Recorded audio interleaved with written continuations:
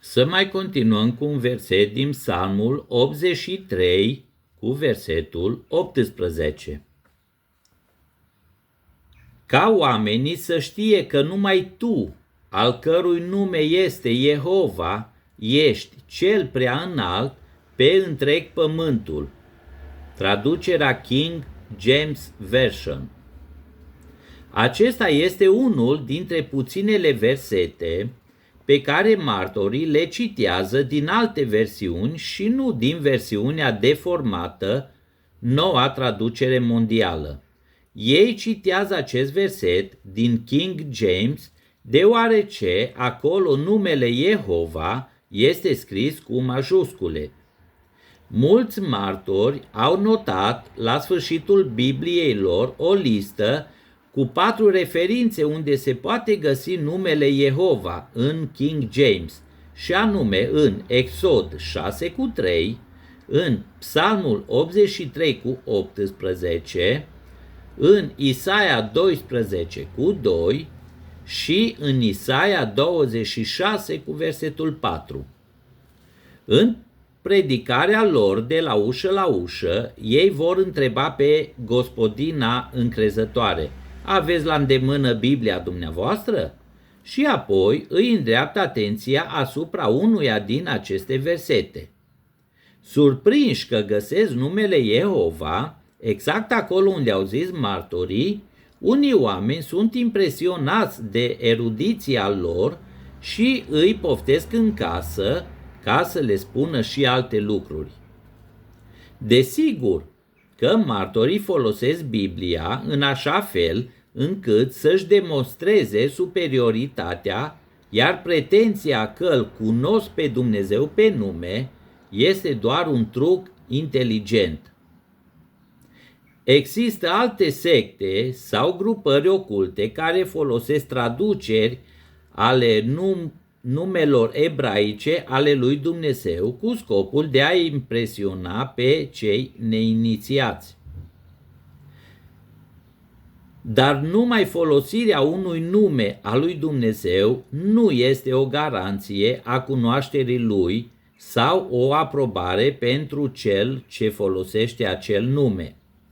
De exemplu, când Eva a născut un fiu, după ce fusese alungată din grădina Edenului, ea a spus: am dat naștere unui om cu ajutorul lui Jehova. Folosirea numelui lui Dumnezeu nu însemna și aprobarea lui Dumnezeu. Pentru a-l ajuta pe martor să înțeleagă că simpla folosire a numelui Jehova nu-i garantează că îi aparține lui, că îi aparține lui Dumnezeu,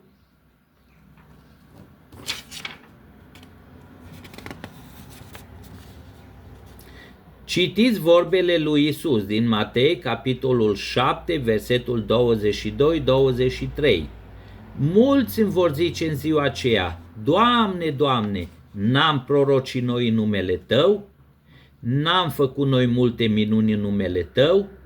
Atunci le voi spune curat: niciodată nu v-am cunoscut, depărtați-vă de la mine, voi toți care lucrați fără de legea. Adică nu contează vorbele, poți să folosești cuvinte creștine, poți să folosești numele Jehova, dar dacă nu ai trăit după voia lui Dumnezeu, ești depărtat de el. Sau invers, chiar dacă nu folosești numele Jehova, dar trăiești o viață curată și te lupți să trăiești după voia lui Dumnezeu, faci parte din poporul lui Dumnezeu. Mai departe să vedem și Psalmul 110 cu versetul 1. Domnul a zis Domnului meu: șezi la dreapta mea până voi face pe vrăjmașii tăi așternut picioarelor tale. Traducerea King James Version. S-ar putea ca martorul care intră în casă să invite gazda să citească din Biblie primul verset din Psalmul 110.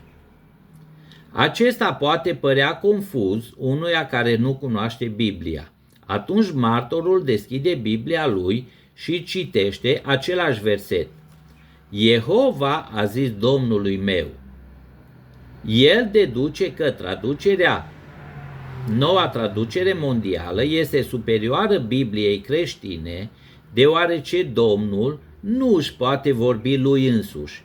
Apoi, deoarece Jehova vorbește cuiva distinct de el însuși, acela nu poate fi creator, ci creație.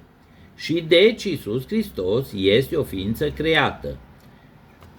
Pentru a răspunde la primul argument, să ne uităm mai atent. Nu se spune că Domnul vorbește cu Domnul. Multe traduceri redau tetagrama ebraică IHVH drept Domnul, scris cu majuscule, care vorbește cu Domnul psalmistului, cu Mesia. Dacă rezultă de aici o confuzie, vina nu este a traducătorului, ci a cititorului, căruia îi lipsește o cunoaștere a doctrinei biblice fundamentale în acest text. Dumnezeu Tatăl îi vorbește lui Dumnezeu Fiul. Concluzia martorilor că Iisus Hristos este o ființă creată, deoarece Jehova vorbește cu o persoană distinctă, este total gratuită.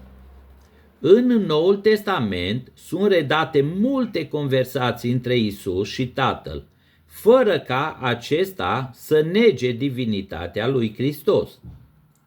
Biblia ne învață că Tatăl este Dumnezeu. Ioan, capitolul 6, versetul 27.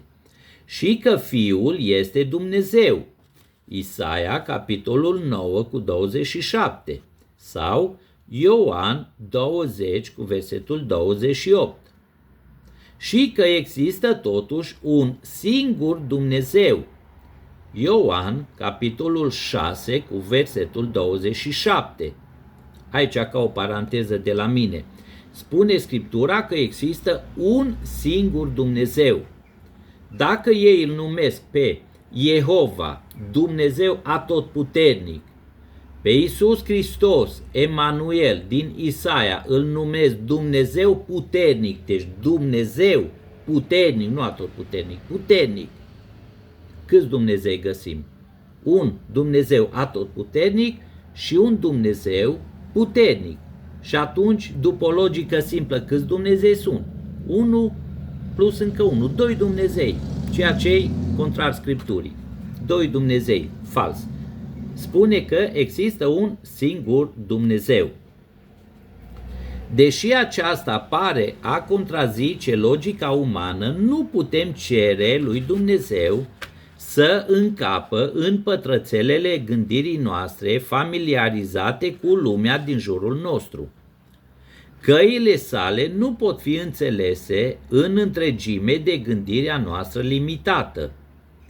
Pentru a-i ajuta pe martori să înțeleagă Psalmul 110, în care Dumnezeu Tatăl vorbește din ceruri Fiului, tot Dumnezeu, care se află pe pământ, îi putem ruga să deschidă Biblia lor, noua traducere mondială, la Genesa, capitolul 18 și 19.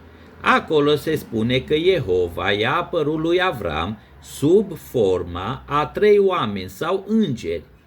Avram se adresează celor 3 cu apelativul Jehova.